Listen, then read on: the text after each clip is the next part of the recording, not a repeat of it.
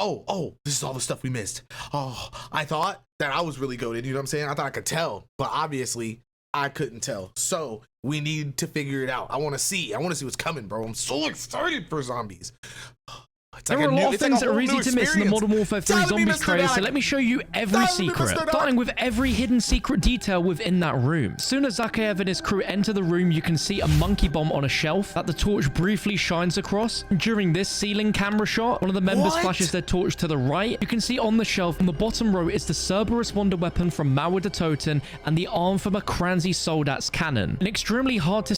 How do people be peeping that kind of, bro? People be watching these frame by frame, gotta be, because insane. I wouldn't have even paid attention to the monkey. I didn't even peep that somehow. See detail on the shelf above is 3 perk cans, those being Elemental Pop, Deadshot Get out of here. Get out of here. Daiquiri and Juggernog. And right in between all those perk cans is the WAND, the weaponized Ethereum neutralizer device that you use to deploy your field upgrades in Cold War zombies. Now, there is some extreme importance to this room that we don't exactly understand yet, but it has incredible importance and meaning, because these 4 heavily decomposed bodies seated around the table are none other than the 4 members of Requiem. The main distinguishable one is Grigori Weaver, and is an identical match based on the signature eye patch as well as his facial hair and his head of hair. A few seconds later, we get a closer look at the 2 other bodies where we can see the one closest to the camera is wearing a beanie hat. Now, first assumptions would tie this in with Samantha Maxis during the events of Firebase C, as she also wore a beanie hat. But that seems to be a very unlikely conclusion. This is more likely to be Major Carver, and the body laid across the table to the left looks none other than Dr. Strauss. During the ceiling shot, you can see a torch shined on the other body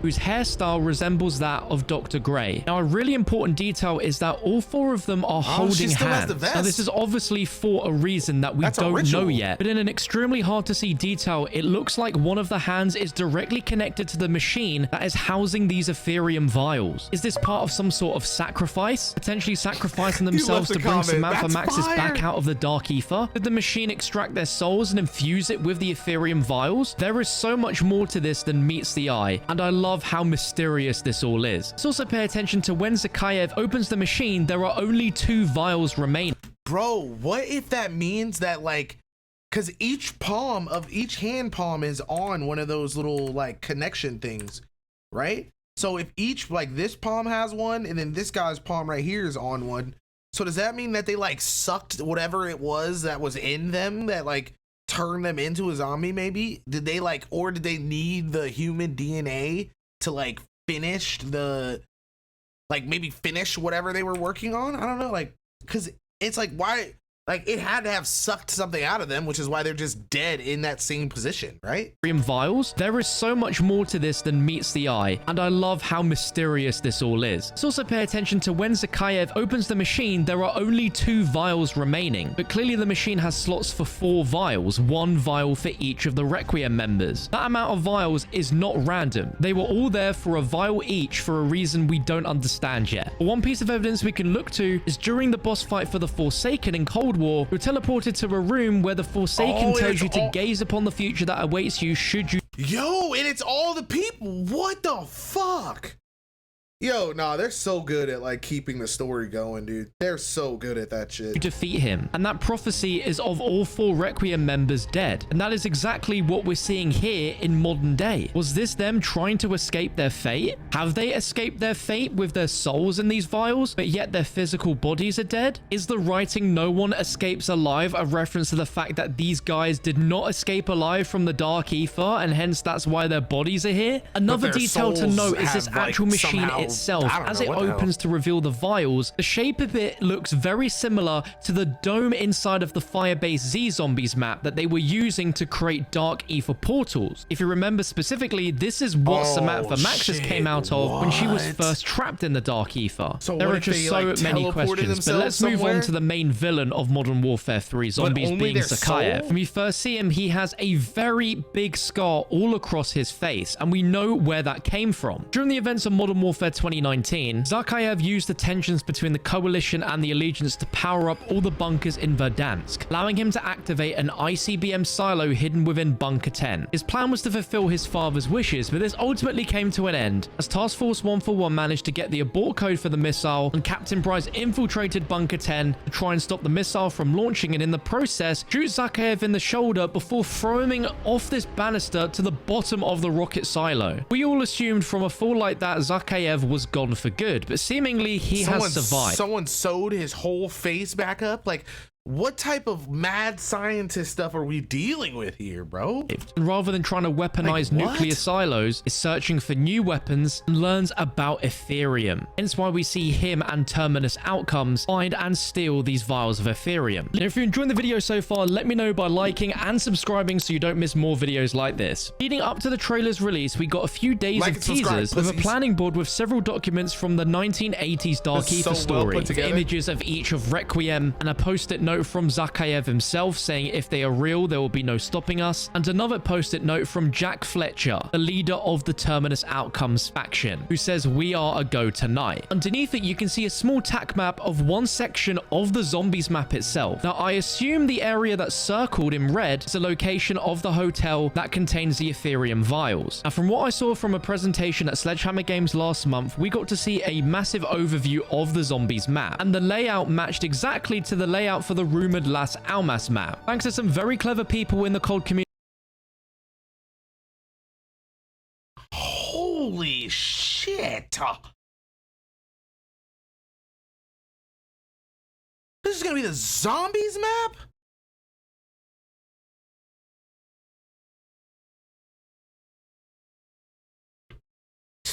I need to get a monster sponsorship for this season, because oh my god, this is gonna be amazing.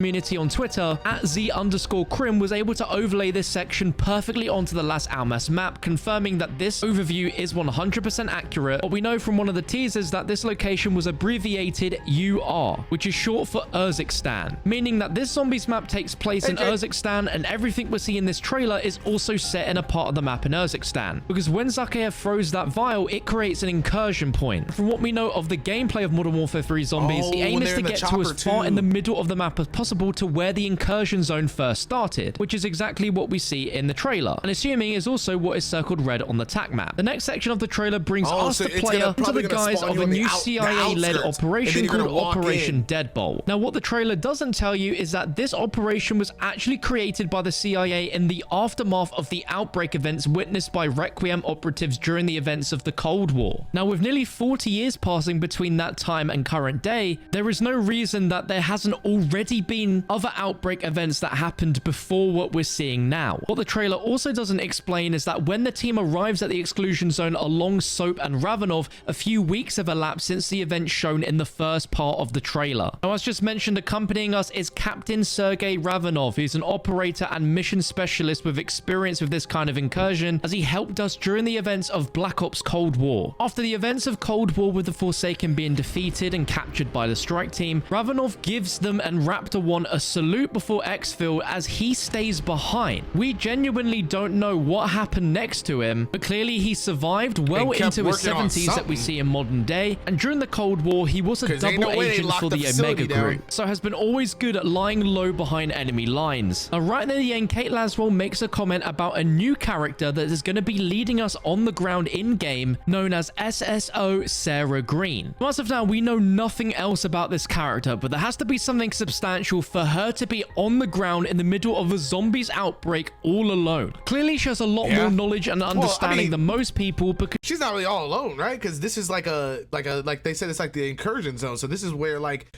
all of the main, like probably like the main science and all the breakdowns of stuff is going down. Like, doesn't that mean she can't be alone, right? She has been here for a few weeks at this point on her own. Now, me personally, oh shit! So she said that. I don't even remember her saying that. Damn, what the fuck?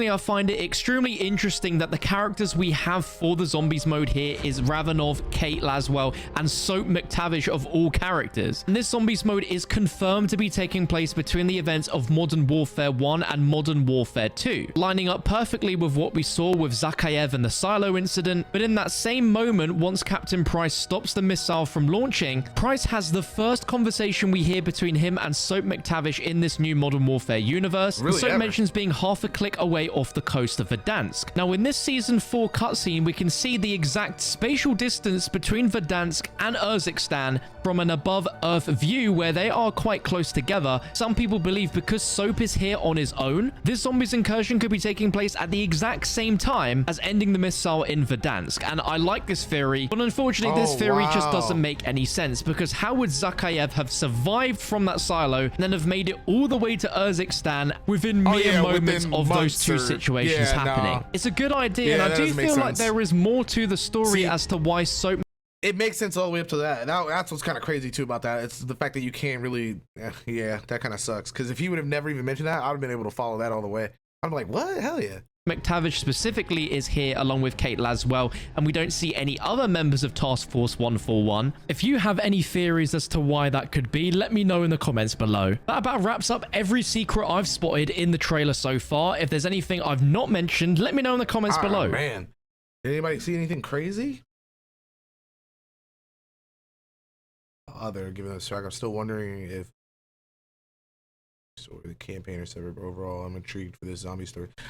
I'm hoping that it's not like, I don't want it to be missions, bro. Like, I want to be in that bitch. Like, I want it to be like a real thing. Like, I don't want to be like loading out, going into missions, having to wait for them to like drop updates of missions. Like, nah, bro. Like, give me a map, come out with a couple new maps. Like, I like that strat of things, or keep like expanding on the map. I don't know. I just hope, God, I hope it's good, man. I hope it's a good experience all the way around.